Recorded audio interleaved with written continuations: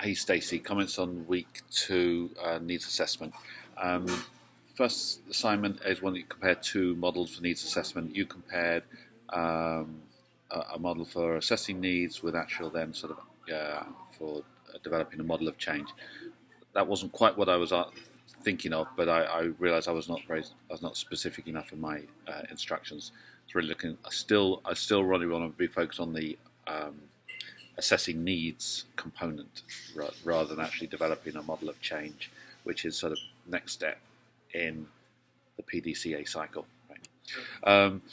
But anyway, but I'm not going to deduct you for that because I think that was sort of my lack of clarity. Um, what the and so you took these two things, you compared them, you did this overlay and found out what was in common and what was different, and that's a reasonable way of doing it. It's sort of minimal, you know. I'm going to send an email about this, but to kind of get more um, uh, to get more points, higher grades. Let's see a little bit more um, now analysis of that. So here's where they're common, here's where they're different, and then um, uh, maybe some observations about that similarity and those some of those differences is because they're coming from a different idea of kind of how to assess community needs, such as a strengths-based approach compared to a deficit approach, which was described in the Altshuler models.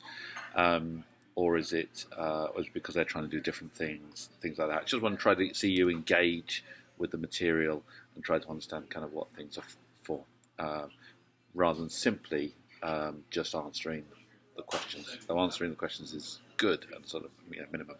Anyway, hope that's clear. That one thing I do want to point out though is that even that your comparison, there was something a little bit odd, which is that under assessing community needs and resources, you have one thing that's in that oval is describe what matters to the people in the community, but then when there's kind of what's shared and what's common, you've got state objectives, what matters most to stakeholders, which sounds to me as if it's the same thing.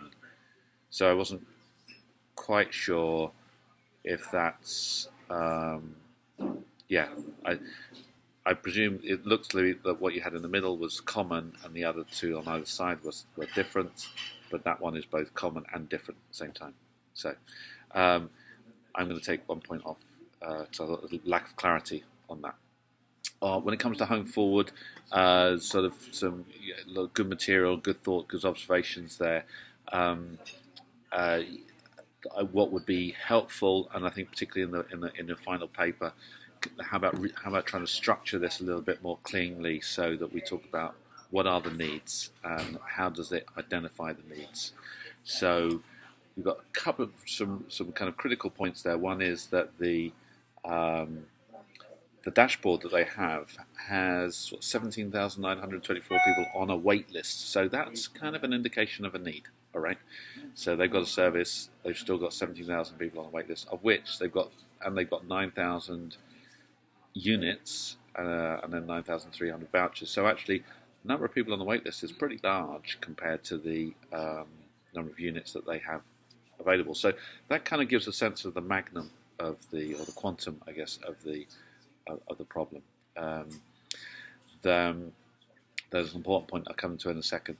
There's a sentence here that says the organisation believes their services are important to families, and the question is, so why? Okay, well, why do they believe that? What mechanisms are they using to believe that? Right? What is their evidence for that?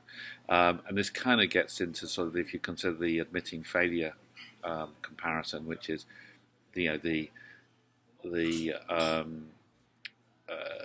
Peace Corps volunteer believed that this idea of a business was a good way of meeting the needs of women, because it seemed to on the face of it, but actually in the event it didn't seem to. So so that's why it's kind of important to sort of dig into these questions to go beyond that. So I realise that obviously you're limited in what you can do with this sort of government agency. You don't have time and access to all the information and insights, but that's what I kind of want you to sort of try to reach for this, so you can kind of understand get a sense of the importance of the depth, um, and how important this question is.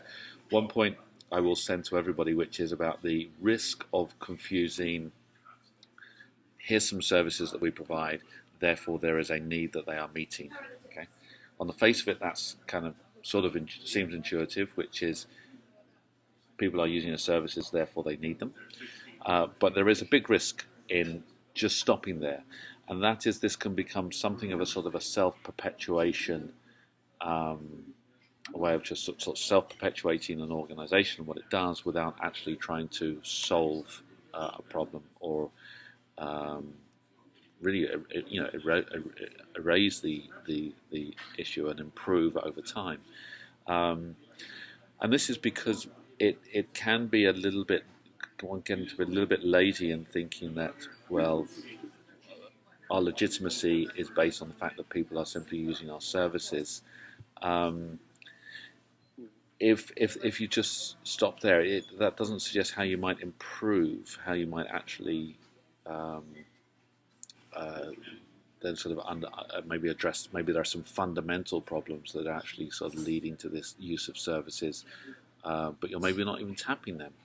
Maybe there are outside factors that are driving the use of your services, that you're not really able to deal with, and you're sort of on the back end, you're dealing with sort of solving a problem that others have created. And I guess one can say, well, what's wrong with that? There's nothing wrong with that. No, there's nothing wrong with that in one sense, but if you really are trying to achieve change and solve problems, you actually need to sort of go beyond that and say, well, how do we actually also then address the source of the problem rather than simply be the pick up all the pieces when everything fails.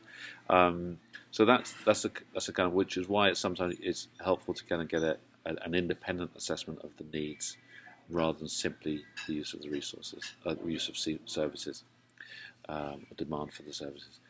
I hope that makes sense. I will try to articulate that a bit clearer in an email. Anyway, I hope you're enjoying the course, and that's all.